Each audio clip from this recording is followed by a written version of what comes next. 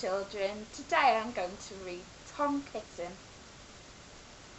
Once upon a time there were 3 little kittens, and their names were Mittens, Tom Kitten and Moppet. They often used to tumble about and play in the dust. One day their mother, Mrs. Tabitha Twitchit, expected friends to tea, so she fetched the kittens indoors to wash and dress them before the fine company arrived.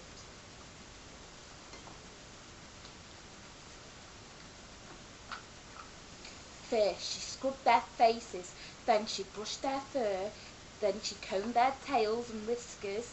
Tom was very naughty, and he scratched Mrs. Tabitha Twitchit, dressed Moppet and Mittens in clean pinafores and tuckets.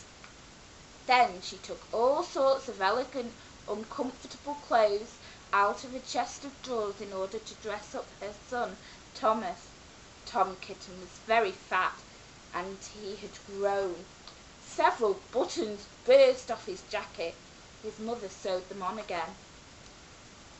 When the 3 kittens were ready, Mrs. Tabitha Twitchit unwisely turned them out into the garden to be out of the way while she made hot buttered toast. "Now keep your frocks clean, children," she called. "You must walk on your hind legs. Keep away from the dirty ash pit, and from Sally Hennypenny, and from the pigsty and the puddle ducks." Moppet and Mittens walked down the garden path unsteadily. Presently they trod upon their pinafores and fell on their noses. When they stood up, there were several green smears on their clothes. "Let's climb up the rockery and sit on the garden wall," said Moppet. They turned their pinafores back to front and went up with a skip and a jump. Moppet's white tucker fell down into the road. Tom Kitten was quite unable to jump when walking on his hind legs in trousers. He came up by the rockery by degrees, breaking his ferns and shedding his jacket buttons right and left. He was all in pieces. Moppet and Mittens tried to pull him together, but his hat fell off, and the rest of his buttons burst.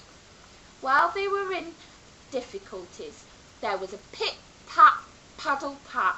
3 puddle ducks came along the road, marching one behind the other and doing the goose step. Pit-pat, paddle-pat, pit-pat, paddle-pat. They stopped and stared up at the kittens. Then Rebecca and Jemima Puddle Duck picked up the hat and tucker and put them on. Mittens laughed so much that she fell off the wall. Moppet and Tom tumbled after her. The pinafores and all the rest of Tom's clothes came off on the way down. "Come, Mr. Drake Puddle Duck," said Moppet. "Come and help us to dress him. Come and button up Tom." Mr. Drake Puddle Duck advanced in a sideways manner and picked up the various articles, but he put them on himself. They fitted him even worse than Tom Kitten. "It's a very fine morning," said Mr. Drake Puddle Duck, and he and Jemima and Rebecca set off up the road, keeping step. Pit-pat, paddle-pat, pit-pat, paddle-pat. Then Mrs. Tabitha Twitchit came down the garden and found her kittens with no clothes on.